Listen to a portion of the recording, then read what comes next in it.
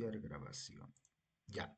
Entonces vamos a ver conservación de las razas de especies domésticas.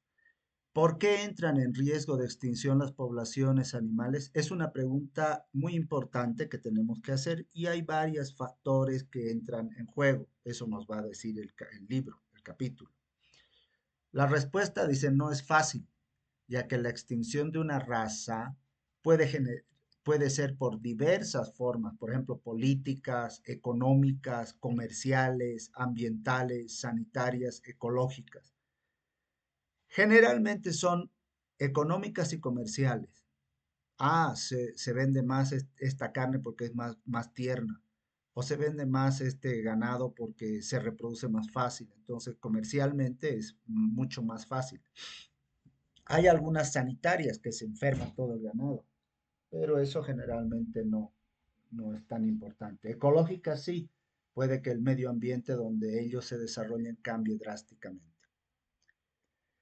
Ahora, el libro, los que generalmente estudian esto son los de la FAO, que es la Organización de las Naciones Unidas para la Comida y la Agricultura. Ahí, si entran ustedes aquí a esta dirección www.fao.org, van a encontrar mucha información. Deberían entrar y suscribirse a la FAO para recibir información. Es gratuita. Y aquí la FAO nos dice hay dos formas de conservar, dice. In situ, que es en el lugar, y ex situ, que es fuera del lugar. Esperen un ratito.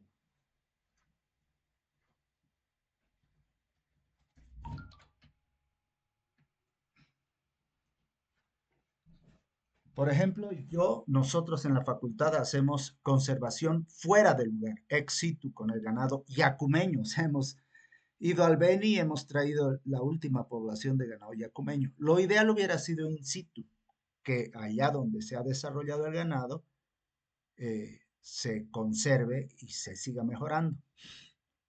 Pero no fue el caso y tuvimos que traerlo. Por lo tanto, es ex situ. Ahora, ¿por qué pierde variabilidad genética? ¿Por qué se pierde la variabilidad genética? Uno, porque disminuye la población. Claro, si tengo 100 millones de vacas y luego tengo 100.000 vacas, pucha, se ha perdido la variabilidad. Y otro es el aumento de la consanguinidad poblacional. Y esto siempre va a ocurrir porque yo utilizo un toro para 20 vacas, un toro, pocos toros y muchas vacas. Lo ideal sería un toro para una vaca, pero no ocurre así. Nosotros trabajamos y con la inseminación es peor, un toro para 100.000 vacas. Por lo tanto, la consanguinidad aumenta. Dice, en el presente capítulo, la forma que nos van a enseñar o nos van a mostrar cómo debemos hacer la conservación. En primer lugar, veremos qué hacer con los métodos de conservación in situ y ex situ, o sea, en el lugar o fuera. Y cuando es fuera, puede ser en dos formas, animales vivos, in vivo, o in vitro. Yo puedo conservar células somáticas, espermatozoides, ósitos, embriones, del ganado y eso es in vitro. ¿Mm? Lo que nosotros en la facultad hacemos es un ex situ in vivo, porque tenemos los animales. Según la FAO, entendemos por conservación in situ todas aquellas actuaciones para conservar los animales en el propio ambiente donde se han desarrollado. Eso es lo mejor. Pero a veces no se puede y se requiere sacarlos del lugar donde evolucionaron o se adaptaron para llevarlos a otro lado. ¿Mm? Y tal cual como dije, el ex situ puede ser animales vivos o gametos o embriones. El libro nos va a dar dos partes. La primera parte es para que estudiemos es cómo hacer una programación de la conservación in situ y ex situ in vivo. Y luego una segunda parte de cómo hacer la conservación in vitro. ¿Qué es lo que dice el libro que tenemos que estudiar? Primero nos da unas características. Una población doméstica puede ser útil en un momento y después dejar de ser útil. Una población doméstica puede ser inútil y después muy importante en otras. O sea, ahora no sirve de nada, pero dentro de 30 años posiblemente sirva. Una población doméstica es patrimonio de los países y las culturas. ¿M? Y una población doméstica tiene una repercusión colateral sobre el medio ambiente que habita. O sea, hay una coevolución entre el ambiente, o sea, puede ser importante para la reproducción de ciertas especies animales o vegetales en un sistema. Ahora, ¿qué nos dice aquí? La FAO tiene un estado de riesgo de las razas domésticas y hay una clasificación que dice, pucha, esta está extinta, esta está a punto de extinguirse, esta está en peligro y esta está a salva. Esta es la que tenemos. Uno, la extinta. Hoy ya no hay, ya nada se puede hacer. Todo desapareció. Luego tenemos la crítica y la crítica mantenida. Y aquí entra el lugar del número efectivo de animales que hay en una población. Y dice aquí la crítica, o sea que está a punto de desaparecer, es que tiene un tamaño efectivo de la población de 120 hembras. O sea, solo hay 120 hembras. ¿Mm? Eso es crítico. Y si yo hago un manejo y mantengo eso, se llama crítica mantenida. Eso es, por ejemplo, lo que hacemos nosotros, porque yo solo compré 120 hembritas y 7 machos. Por lo tanto, hacemos una crítica mantenida. Luego viene la amenazada y amenazada mantenida. La amenazada es que hay entre 100 y 1000 hembras y sementales entre 5 y 20, o sea, machos. Eso está amenazado, pero todavía puede sobrevivir. Y si tengo un trabajo de proyección de aumento de esa población, de mantener su variabilidad y baja la consanguinidad, se llama amenazada mantenida.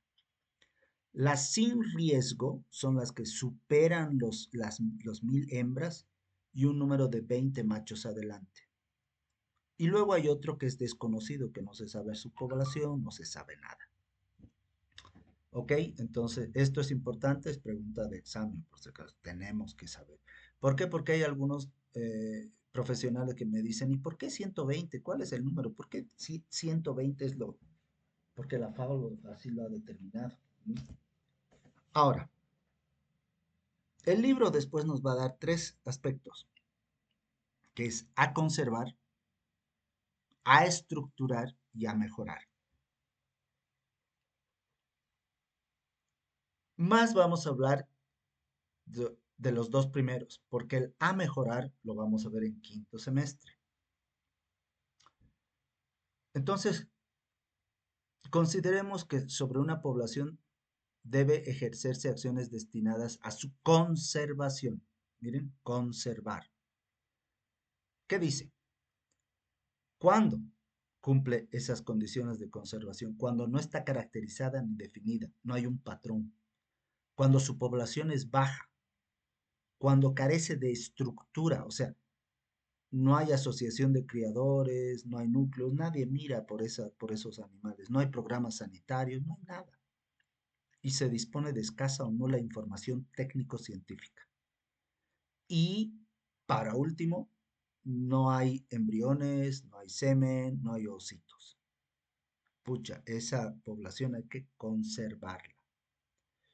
¿Cuándo hay que estructurar una población? Cuando ésta ya está caracterizada, definida, tiene una población media alta, dispone de una estructura parcial, se dispone de información técnico-científica suficiente, pero carece programas de promoción y defensa de sus productos y no dispone de un banco de germoplasma o este rudimentario. O sea, hay unos que son de conservación, esta sí, podemos estructurarla. Y luego viene la de mejora genética.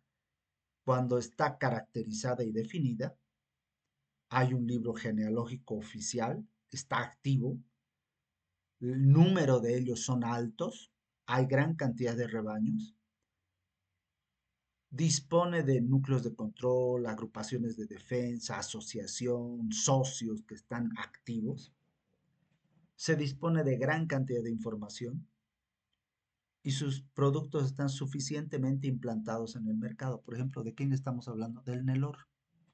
El Nelor o del cebuino en especial. El cebuino está bien caracterizado. Este es Nelor, este es Brahman, este es Tabapuá. Hay gran cantidad de cebuinos. El mercado pide cebuinos, o sea, carne de ellos se consume. O sea, es algo que está, que no hay problema de conservar o estructurar, pero hay que hacer mejora genética. Esto lo vamos a hablar en quinto semestre.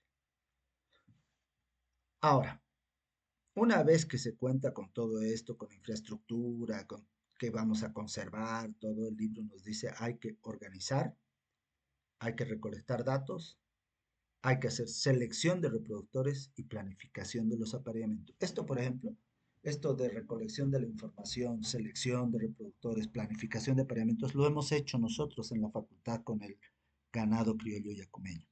Lastimosamente, una cosa es lo que yo puedo hacer y en el campo por la mal manejo, falta de apoyo, burocracia, no funciona a veces. Yo tengo un video que les voy a mostrar sobre todo cómo hemos hecho selección de reproductores, planificación de los apareamientos y no funcionó. Y ahí está mi pobre ganado, eh, no como yo quisiera. ¿Cómo funciona la organización del sustrato? Dice, sobre la estructura de la población hay que hacer censos, cuántos machos, cuántas hembras, la pirámide de edades, el número de rebaños, hay que estructurar todo eso. Sobre estas circunstancias, eh, la propiedad, preparación con los ganaderos, circunstancias ecológicas, circunstancias comerciales, vamos a poder vender, hay demanda de este producto. Luego, definir la situación genética de las razas, tamaño efectivo de la población, consanguinidad, intervalo generacional, evaluar prioridades de la conservación, hacer una caracterización morfológica productiva y genética y crear asociaciones específicas de criadores. O sea, hay que organizar todo, porque si nosotros lo hacemos, dejamos de existir nosotros y al final todo muere de nuevo. Esto ¿dónde está? De la pirámide de edades. Es importante y les explico este cuadro porque a veces miran el cuadro y ustedes no saben qué significa. Aquí dice que hay el número de machos y el número de ovejas, hembras, de 2 años, 3 años, 4 años, 5 años. Generalmente, las vacas, ovejas, las hembras se quedan más tiempo en el rebaño. Miren, aquí hay ovejas de 2 años y ovejas de 7 años. Pero no hay ningún toro de 7 años. Los toros máximos están 2, 3 años porque, o los machos voy a decir, porque si no empezarían a cubrir a sus hijas. Por lo tanto, miren, hay 12 machos de 2 años y 8 de 3, y ya no hay de 4, 5, 6, 7. En total hay 20 machos y hay 1000 hembras. ¿Mm? Y saco la edad, el intervalo generacional de los machos. ¿Cómo? 12 por 2 por 8 por 3. O sea, ¿cuántos animales de 2 años hay? ¿Cuántos animales de 3 años? Y lo divido entre el número de machos, 20. Y me dice que los machos tienen una edad promedio de 2,4 años. ¿Y cuál es la edad promedio de las hembras? Tiene que ser más alta porque hay ovejas de 7 años. Y es multiplicar cada una por cuántas de 2 años, cuántas de 3 años, cuántas de 4. Multiplicamos eso y dividimos entre los 1000 y sale que son casi 4 años de las hembras y apenas 2,4 años de los machos. Ese es ese cuadro, les explico para que no estén ahí. En el momento de la lectura y del estudio, pucha, interpretando y no sepan qué significa este cuadro. Luego hay que recolectar información. Una vez organizado el sustrato, hay que recolectar información y hay que organizar declaraciones de servicio que ya les he dado a ustedes para que hagan la que hemos hecho con la SOCEBU. Hay que dar declaraciones de nacimientos, de muertes, de ventas, y eso tiene que ser el ganadero.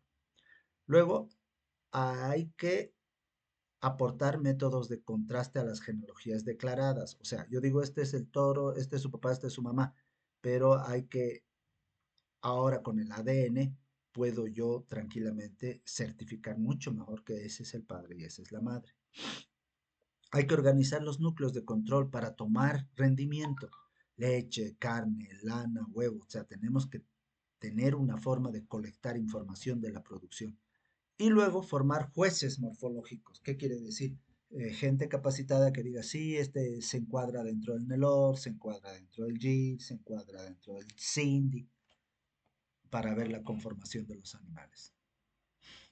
Después de eso hay que seleccionar los reproductores. Y aquí es importante calcular el coeficiente de consanguinidad y calcular el coeficiente de conservación genética. ¿Mm? Y luego seleccionar los reproductores en función del máximo índice de conservación, o sea, que podamos conservar, pero con un mínimo de consanguinidad. No quiero que aumente mi consanguinidad porque la consanguinidad no es buena desde el punto de vista productivo y baja mi variabilidad. Todos van a ser hermanos, todos van a ser medio hermanos. Y aquí hay, esto es el coeficiente de consanguinidad de Wright de 1922, que ahora ya no se usa. Aquí lo ponen también, yo en quinto semestre les digo, esto ya no se usa. Esto se los voy a explicar en la pizarra, pero dice, el f de x es la sumatoria de un medio por n más 1 más fa. O sea, el coeficiente de Wright es fácil para hacer para un animal, dos animales, pero no para un millón de animales. Y donde la población está bien complicada de hacer esto. ¿Qué dice el coeficiente de Wright? Yo tengo un animal y si es consanguíneo, su papá, el, el, el ancestro común va a estar por parte de papá y por parte de mamá. Se va al ancestro común y se cuentan los, las posibles vías por donde ha llegado el gen de ese ancestro común al animal. Y eso se lo multiplica por, o sea, aquí está, este es el número de vías por un medio. Es complicado. O sea, es fácil para un animal, dos animales, pero no para muchos y donde la genealogía es complicada. Hay otro método que lo vamos a ver en quinto. Y luego está la fórmula del cálculo del índice de la conservación genética, que es 1 dividido sobre la sumatoria de P. Y P es igual, donde P es igual a la sumatoria de un medio, de este medio, elevado al número de segregaciones que separan entre el individuo en cuestión y los fundadores. O sea, ¿cuántas generaciones han pasado? Y eso más o menos es un coeficiente de conservación. Eso es ese cuadro.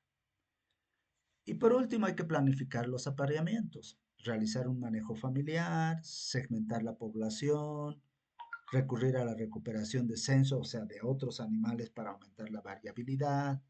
Lo ideal, como les digo, es que haya gran cantidad de machos, pero a veces no hay. Por ejemplo, en el yacumeño habían solo 7. O sea que ha sido bien complicado y es bien complicado y ahora no sé cómo estaremos haciendo porque he perdido el hilo de lo que hacíamos. Una pena, pero bueno. Sigue, habla también más sobre la planificación de apareamientos y luego habla sobre el tamaño efectivo de la población. O sea, una población tiene animales muy jóvenes, animales muy viejos que no entran en la reproducción. Entonces hay que sacar el número efectivo, el tamaño real. Y ese es el tamaño efectivo de una población, que es NE. ¿Y cómo es? Miren, NE es 4 por el número de machos, por el número de hembras, dividido entre el número de machos más el número de hembras. Ese es el efectivo. Y aquí hay un ejemplito, por ejemplo, dice 20 machos, ¿no ve? 20, a ver, como número de machos, 20, más el número de hembras, 180. ¿Mm? y sale el número efectivo. Miren, no es ni 20 ni 180, 72. Dice, veamos qué ocurre en el ejemplo de una población en la que existen 180 hembras y 20 machos. ¿Qué hago? Multiplico los machos. 4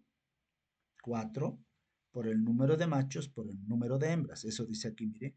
Multiplique 4 por el número de machos por el número de... Y divídalo entre la suma de los machos y las hembras. Y les va a salir 72. Veamos qué ocurre en el ejemplo de una población. Existen 180 hembras y 20 machos, que tendría un tamaño total de 200 individuos. O sea, son 200, 180 más 20, 200. 20 son machos, 180 son hembras, se multiplica 4 por 20 por 180 y se divide entre la suma de entre los 200. Y el tamaño efectivo de la población es 72. O sea, hay 72 animales nada más, efectivos.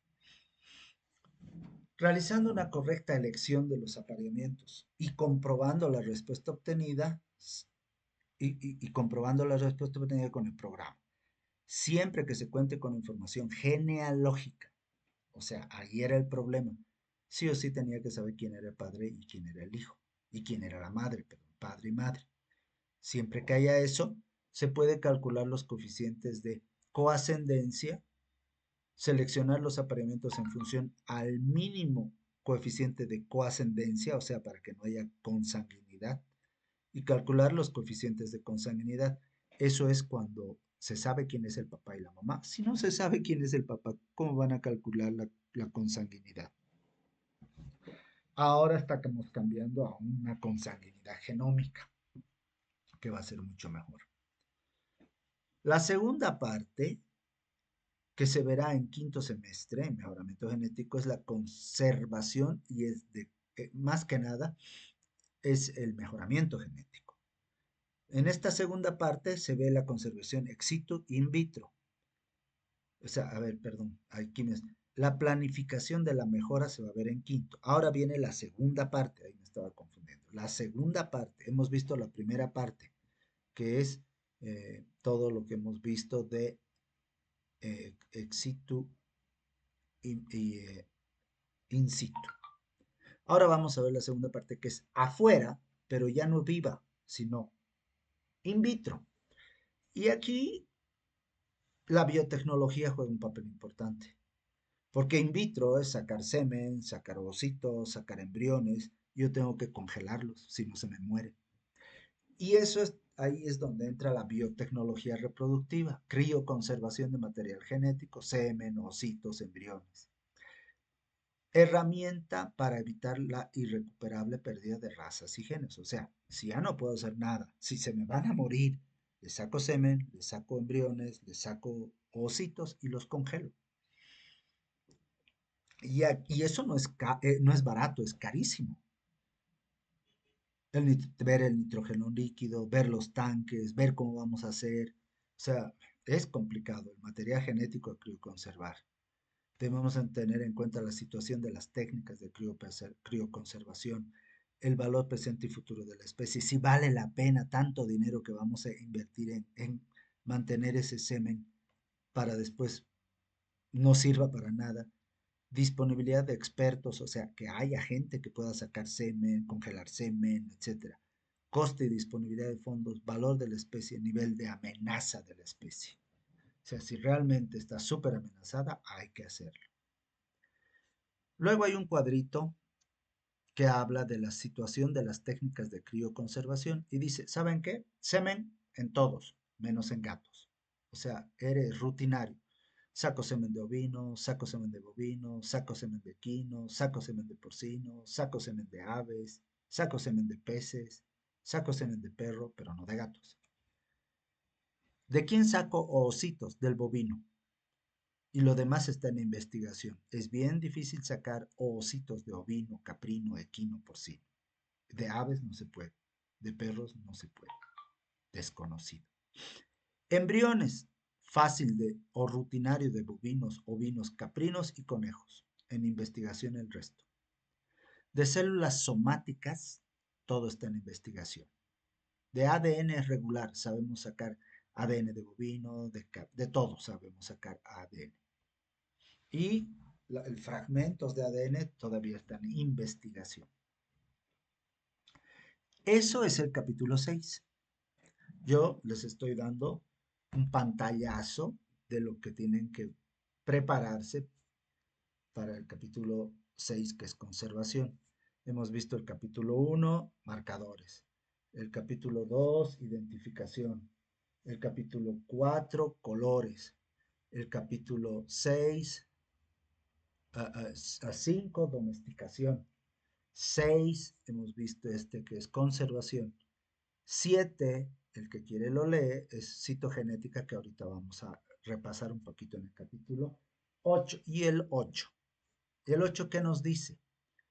Enfermedades de origen genético en animales domésticos.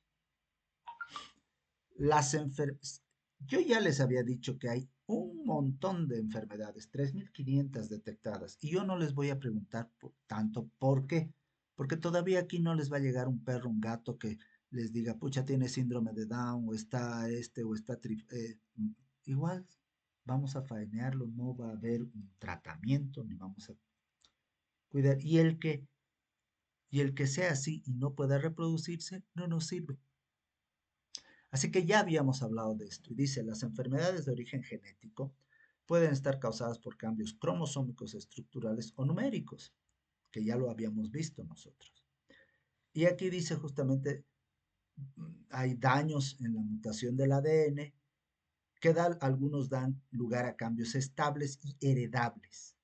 Dichos cambios pueden involucrar una base que se llama transición y la otra transversión. Transición dentro del mismo grupo y transversión del otro grupo. Y cuando son varias, no una, es debido a las inserciones o deleciones, que ya lo hemos visto. ¿Cuándo hemos visto? Cuando hemos hablado de aberraciones cromosómicas, yo les dije que era congénito y que era genético. Esto es una diapositiva de las que ya les he mostrado. Ambos son usados indistintamente, pero congénito es cuando nace. Y en ese momento puede ser un problema genético o no genético. Por ejemplo, un problema congénito no genético es la hidrocefalia por la toxoplasmosis. O sea, nació con ese problema, pero no es genético. Y puede nacer con un problema y ser genético, y ahí sí es un cambio en el ADN. Genéticos son heredados, y hay dos tipos, de un solo gen, que son las más fáciles, y que son las que vamos a ver generalmente en este libro, y las otras son las producidas por muchos genes poligénicos, que es mucho más complicado. Y yo siempre les dije, este es el cuadrito que a mí me gusta. De aquí nacen estructurales y numéricas, de lesión, duplicación, inversión, translocación, euploidía y aneuploidía. ¿No ve? Que ya lo hemos visto. Ahora, por suerte, cada vez ya se diagnostican mejor las enfermedades genéticas. Y pueden haber dominantes y recesivas y poligénicas, que son las más complicadas, ¿ve?, de controlar. ¿Qué dice el libro con respecto a eso que ya habíamos visto? Justo el libro también les habla de lo que yo les había dicho. En la página de la herencia mendeliana en animales, Online Mendelian Inheritance in Animals, aquí, OMIA, hay más de 200 enfermedades registradas en cerdo, oveja, caballo y gato, 69 en cabras, 350 en bovinos y casi 500 en perros. O sea, aquí les dice un resumen de lo que yo también les había dicho, pero este es un resumen escrito así. Pero dice, hay muy pocas que se han detectado realmente cuál es la causa, la mutación. Apenas 47 en perros, 31 en bovinos y menos de 15 en los demás. A pesar de que sabemos que hay 200 enfermedades, por ejemplo, en caballos, menos de 15 se sabe exactamente cuál es el problema. Como consecuencia, solo existen diagnósticos basados en el análisis de ADN para un reducido porcentaje de enfermedades genéticas. Claro, si no se sabe los otros. Y aquí nos dice como ejemplo el otro.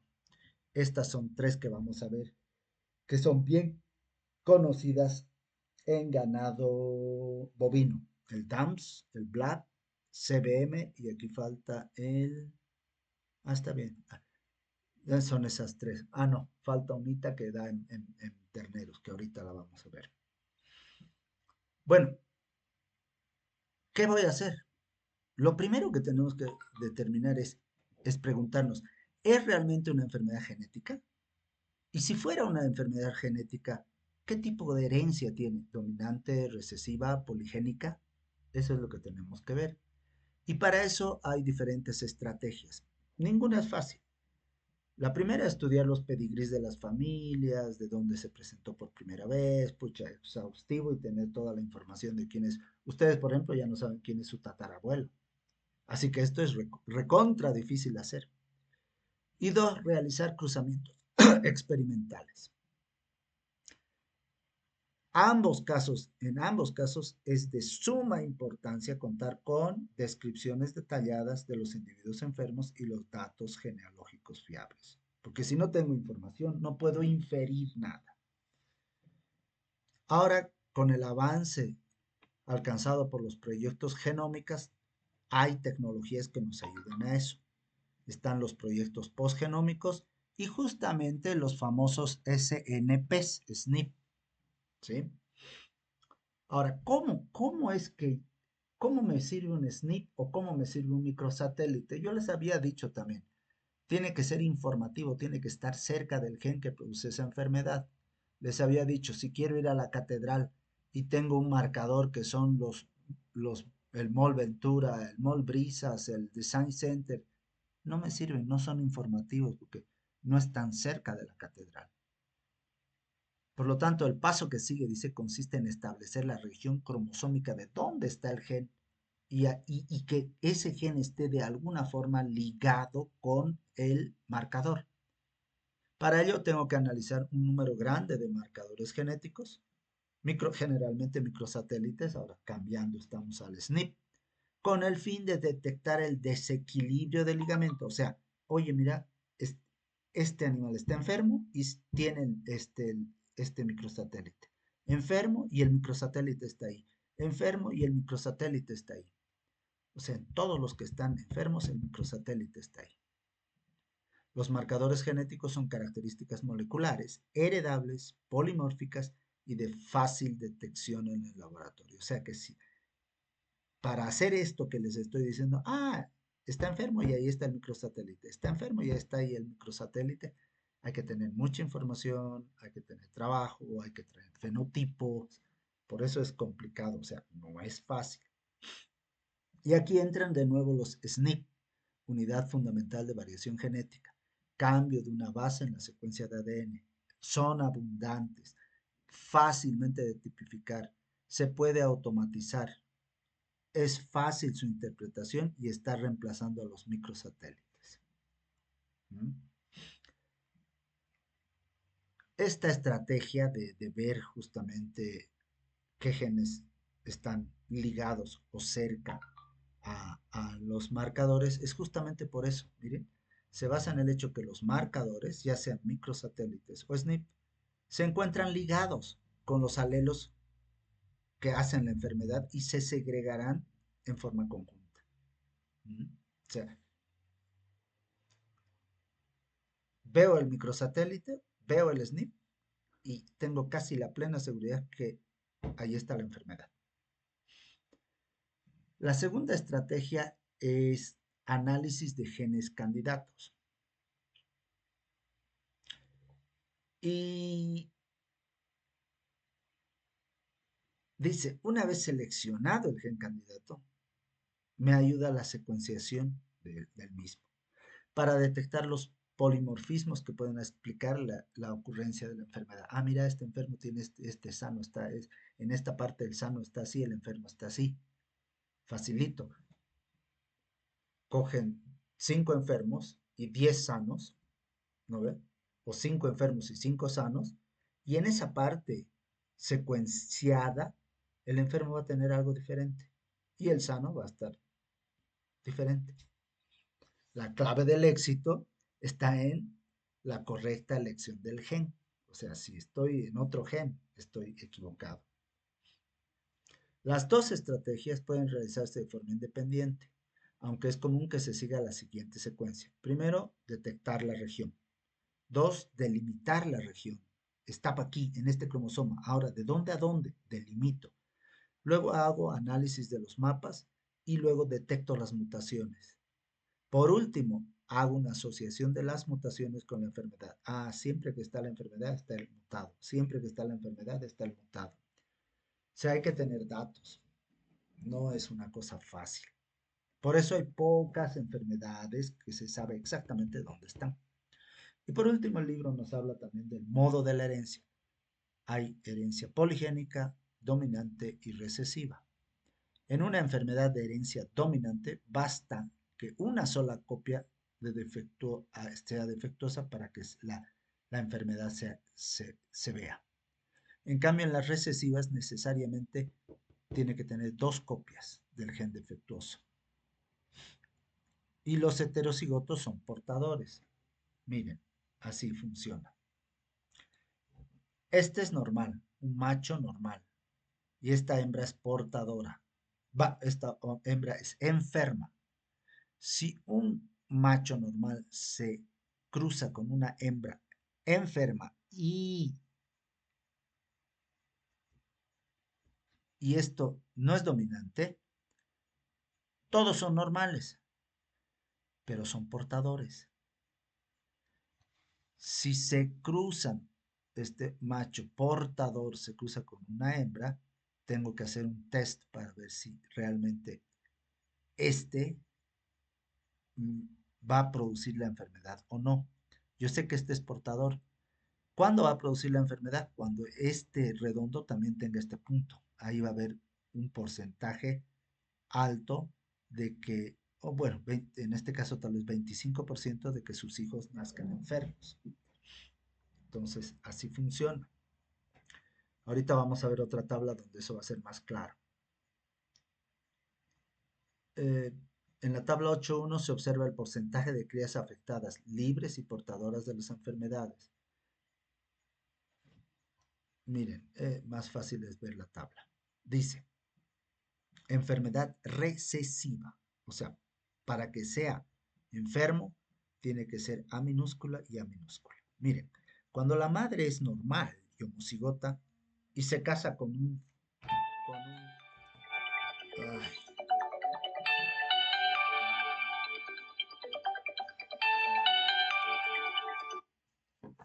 justo me llama. Cuando la madre es libre y normal y se casa con un padre libre y normal, todos los hijos van a ser libres y normales. Cuando la madre normal se casa con un portador, todos ninguno va a estar enfermo, pero 50 van a estar libres y 50% van a ser portadores. Cuando la madre se casa con un padre enfermo, ninguno va a ser enfermo, pero todos van a ser portadores. Esto es cuando es recesivo. Cuando la madre es portadora y se casa con un padre libre, todos no tienen enfermedad, no están afectados, pero 50% son portadores. Cuando la madre portadora se casa con un portador, el 50%, el 75% es sano, pero el 50% es portador. Y ya aparecen 25% de enfermos. Miren, hasta aquí no había ningún enfermo. Aquí ya aparecen 25% enfermos. Cuando la portadora se casa con un enfermo, pucha, hay 50% normales pero portadores y 50% enfermos. Miren, su 25, 50. Cuando la madre se enferma y el padre es libre, todos son portadores pero ninguno es enfermo. Cuando la madre se enferma y se casa con un portador, todos son, 50% están libres de la enfermedad, pero son portadores, y el otro 50% ya es enfermo. Y cuando una madre enferma, recesiva, con un padre enfermo, recesivo, se casan, pucha, todos sus hijos son enfermos. Miren, libre, libre, portador, portador libre, libre. Aquí aparece afectado, afectado, afectado, afectado. Estos cuatro nada más son afectados. Todo lo demás es libre, pero portador. Es distinto cuando los animales son, cuando el es recesivo. Perdón, esto es recesivo, ¿no? Es diferente cuando es dominante. Miren, cuando es dominante, pucha, hay hartos afectados. Miren, afectado, afectado, afectado, afectado, afectado. Y solo libre es el recesivo. ¿Por qué? Porque domina. Madre afectada con padre afectado, todos afectados. Afectado con afectado, 100% afectados. Afectado con padre libre, 100% afectados, porque él domina. Heterocigoto con afectado, 100% afectados. Heterocigoto con afectado, 75% afectados, 25% libre. ¿Mm? O sea, hay poca cantidad de libres. Miren, aquí está afectado, afectado, afectado, afectado, afectado, afectado, afectado. Y solamente aquí hay libres, estos cuatro. Este es 100% libre, este es 50% libre. ¿Y cuáles son los libres? Los bebé, los bebé, los bebé, los bebé. Solo los recesivos son libres. Todo lo demás es afectado cuando es dominante.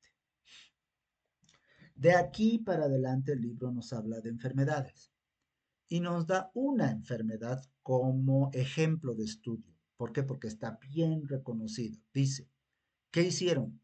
Analizaron, vieron la genealogía y llegaron hasta el fundador, al que mutó. Miren, el análisis de 12 animales con sindactilia que compartían el ancestro común 7 o 9 generaciones atrás y que derivaban de un único fundador, o sea, hicieron realmente un súper buen estudio y permitió eso localizar el locus de la sindactilia en, entre los microsatélites, miren, está entre el microsatélite RM004 y el BTA15. Entre ese microsatélite y ese microsatélite se encuentra el gen que causa esta enfermedad. Y eso fue gracias justamente al PCR que amplificaron la secuencia, permitió determinar exactamente dónde se cambió una guanina por una adenina. Y esa mutación impedía la correcta maduración del ARN mensajero, lo que daba como consecuencia un receptor anormal. Este resultado confirmó que las alteraciones de este gen son los causantes de la enfermedad. O sea, este es un ejemplo, nos dan un ejemplo de cómo es y de cómo funcionan los marcadores, de cómo se hace todo esto. Yo les había dicho que la mejor referencia es esta, ¿verdad? Este es de Australia, este es del Working Retrieve y eso, el libro también nos da eso. Les había mostrado y habíamos visto. Y de aquí vienen las enfermedades monogénicas, o sea, de pocos pares de genes, no poligénicas. En equinos, la parálisis periódica hipercalcemia, y que no podemos hacer mucho, fíjense, temblores musculares, fuertes ruidos respiratorios, confundidos con cólicos, es de dominante, o sea que ese cuadro que he mostrado, dominante, dominante, afectado, afectado, va a haber hartos afectados, porque es dominante. La inmunodeficiencia combinada, dice enfermedad autosomal recesiva, o sea que va a haber hartos portadores. Dicha enfermedad imposibilita generar una respuesta inmune, o sea, se enferma de cualquier cosa y sus portadores mueren en los primeros meses de vida. Epidermitis bullosa, causa leve a severa ampollas en la piel, heredada en forma recesiva, mueren o deben ser sacrificados. Deficiencia de la enzima ramificante de glucógeno. Los potrillos que carecen de la enzima necesaria para guardar glucógeno en las células. Por lo tanto, es fatal. Es recesivo. No, no podemos hacer mucho con esto. ¿Mm? Pero ahora sí podemos, ahorita creo que vamos a ver, podemos, gracias al PCR, gracias a todo esto, podemos tener test que nos dicen sí, este es portador, no tiene la enfermedad. En caninos hay varios, deficiencia de piruvato sinasa, enfermedad de herencia recesiva, por lo tanto ya sabemos lo que es. Los eritrocitos son deficientes, son destruidos, hay anemia y mueren los perritos. Deficiencia de la fosfofructosinasa, una de las principales enzimas reguladoras de las células del cuerpo que catalizan el azúcar. Hay anemia, hay ictericia y la expectativa de vida es muy baja. Es una enfermedad recesiva en el cúquer y sus cruzas. Atrofia retinal progresiva, deterioro de las células de la retina, provoca ceguera. En los huskies tiene una herencia ligada al cromosoma X, en el resto de las razas es una herencia autosómica recesiva, eso es lo importante, o sea, pocos pares de genes y recesivos. Distrofia muscular, herencia hereditaria recesiva ligada al sexo, poca fuerza para amamantar. Deficiencia de adhesión leucocitaria, autosomal recesiva en humanos, es una mutación sin sentido responsable de la enfermedad en el perro, descrita en el setter irlandés, una transversión de guanina por citosina en la posición 107. Da un reemplazo. Miren, un cambio que haya, no funciona nuestro sistema inmune. En gatos hay esta nada más, riñón poliquístico, heredada de carácter dominante en humanos y se ha demostrado es herencia dominante, o sea que va a haber muchos muertos por esto o enfermos. Estos son los cuatro en bovinos que están bien estudiados, que yo hablo siempre, el BLAT, el DAMPS y la malformación. Y esta citrulinemia que mueren rápido, o sea, es una enfermedad autosomal, todos son recesivos estos, pero tienen tantos problemas que pueden producir en la primera semana de vida se mueren. En cambio, el BLAT, el DAMS y la malforma, al menos el BLAT y el DAMS, nuestros animales conviven con nosotros y están enfermos, enfermos, enfermos hasta que se mueren. Pucha, y hasta eso yo ya he perdido harta plata, queriendo cuidarlos, curarlos, darles más medicamentos. Estoy perdiendo plata porque es genética y se van a morir. El BLAT es el SIDA del Holstein. Hay una deficiencia inmunológica. Y el DAMS no hay una enzima que sintetiza todo el metabolismo basal del animal, se enflaquece, se enflaquece, se enflaquece y se muere. La malformación vertebral está abortos. Pucha, está bonita mi vaca preñada y de pronto aborta, aborta, aborta, aborta, aborta. Es recesiva. Es lo bueno de que es recesiva es que podemos controlarla más fácil. Bueno, y la citrulinemia es recesiva también y además que se mueren rapidísimo los terneros. El enanismo en bovino se pudo establecer que es una herencia genética monogénica dominante, pero se puede trabajar. Y luego vienen las poligénicas. Con esto acabo. Las poligénicas son causadas por un número indeterminado de genes y tienen una gran influencia ambiental. Esto las hace súper complicadas, pero no hay un impacto muy fuerte en los animales, por lo tanto, eh, no pienso ahondar solamente con que sepan que hay enfermedades monogénicas de un solo gen y poligénicas, y las monogénicas pueden ser dominantes o de herencia recesiva, y algunos ejemplos que hemos dado, ¿verdad? Las poligénicas tienen que saber que son enfermedades causadas por muchos genes y que tienen una influencia ambiental y son difíciles de diagnosticar y de controlar. Eso es. Eso sería por ahora. Ya nos faltaría nada más el capítulo 9, marcadores genéticos para resistencia y susceptibilidad a enfermedades.